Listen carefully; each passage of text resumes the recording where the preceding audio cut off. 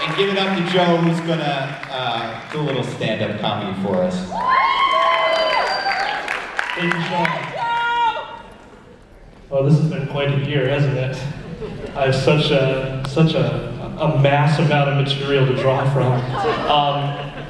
I recently spent a week and a half, it felt like I won the lottery. I spent a week and a half as a federal court juror. Right? It's like I won the lottery that I didn't enter. And I'm the person who showed up and I was like, and everybody else said, oh, what can we say, get out of this, what can we say, get out of this? And the judge said, welcome, ladies and gentlemen. I'm not going to excuse any of you, most likely. And everybody went, oh. And I was like, yeah.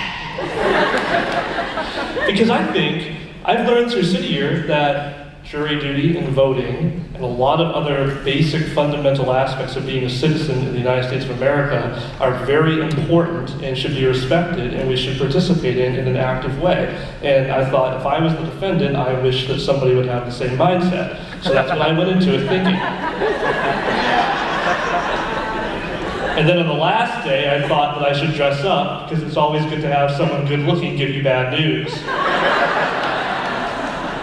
My name actually was the first name drawn from the box, so I was in seat number 1, and it turns out that when it was time to select a jury foreman, none of my fellow jurors wanted to step up, and so I did. And I credit City Year for giving me the courage and the leadership to do that. See, it seems funny, but it's really serious, isn't it? It's federal court, people, come on. So the guy was guilty, and you can tell just by looking at him. It's a terrible thing to say. At the root of every stereotype, there's a little bit of truth, right? The court, the part where people sit to observe the court, it looked like the cast from The Sopranos, okay? And all throughout it, the prosecutor kept saying, well, isn't it true that you're involved in the mafia? And the guy's like, no, it ain't true. And I was like, oh! And then whenever they had to call on me to say anything, the judge, rather than saying, like, jury foreman, he was like, Juror Joe Lacasse.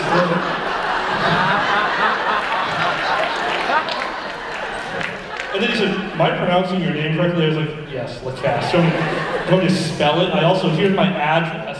Why don't you just kill me now? So it turns out we did find the gentleman guilty. He had stolen a car. Nothing violent, nothing gruesome, but he did steal the car and he'll probably go to jail. And that's about it for the jury. I think it was a really cool experience, and I encourage all of you to do your civic duty. So here is, speaking of breaking the law, here's something I found out from a corps member recently. So I had this corps member named Andrew Andrew, who was a second-year corps member on my team. He was on Gibbous the first year and Denver this last year. And he came out recently to our T-Mobile Day just to help out, be an extra set of hands.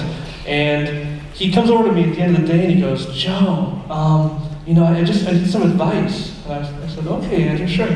And he goes, I'm leaving in August. I'm going to move out to college, and I have this food stamp card that still has some money left on it, and I don't know what to do with it. And I said, well, it's your food stamps. Maybe you should just, buy some food and have a good time with it. I said, what do you got, like $100 or something? He's like, well, see, I thought maybe I could buy some food for the incoming corps.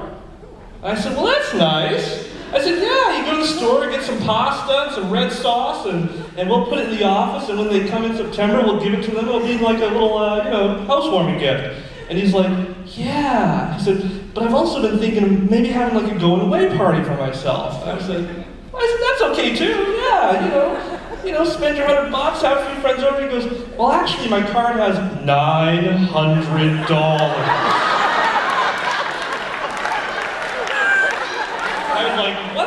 What? How did that happen? He goes, well, back in '06, he got his card and he lost it the next day. But the state, the money rolls over. And he didn't really get a new card until pretty recently, so it just kept adding up. And so what I told him was, we kept talking, and I said, you know what you should have a steak and lobster party. And he was like, yeah, and I said, but here's the trick. You know, you get all those steaks at Costco, because, you know, Costco steaks are pretty good. Or at least that's what I can afford, Costco steaks. And I said, and you go to the grocery store and get some lobster, and get about 20 of them, but don't cook them. Just put them on the floor. And when people come, tell them that if they want the steak, they have to take home a lobster. But they can't eat it, they have to keep it as a pet. And Andrew's like, yeah! And I was like, no, I'm just kidding. Just kidding. And he's like, yeah! So the truth is, I don't know what he did with the money, but I wasn't invited to the party, so I know, I didn't want a lobster though either. Okay, so on to the dentist. I know, federal court, stealing from the state, going to the dentist. You can see the trend. So when I was little, this is why I have a fear of the dentist. Because I went to the dentist, Dr. Kennison. He was a large man. I remember one time he was drilling the filling, and he was drilling, and I was like, ah, it hurt. And he's like, oh, I'm almost done. And I smacked him in the head.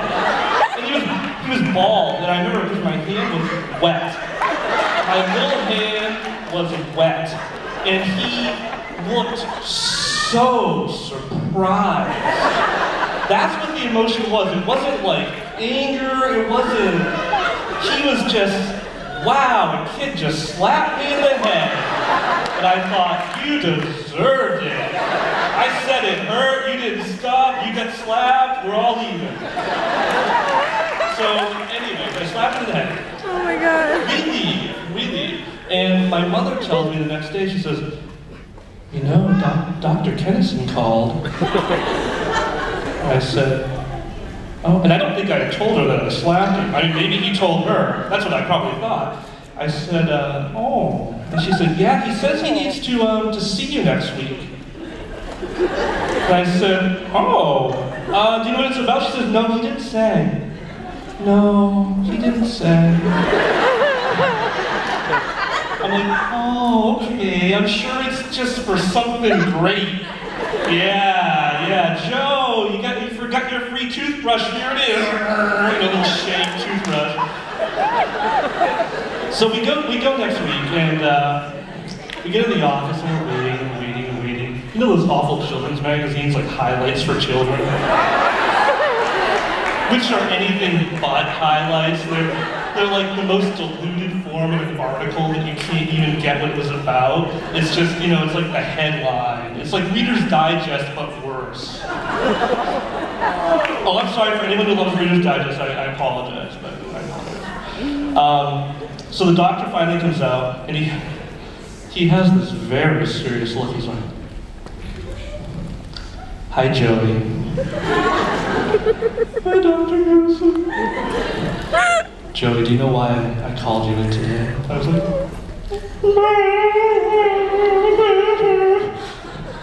well, Joey, and he has something behind his back. Isn't this just like a nightmare? The dentist, if I had the mask on, that's maybe my memory of it. And he said, you might have forgotten. I was like, oh! But you entered our stuffed animal drawing! And here it is, it's a dolphin! I was like, oh, and I still have it. Because it brings me back to that moment, So moving on, I have two more pieces, and then I'm going to conclude. But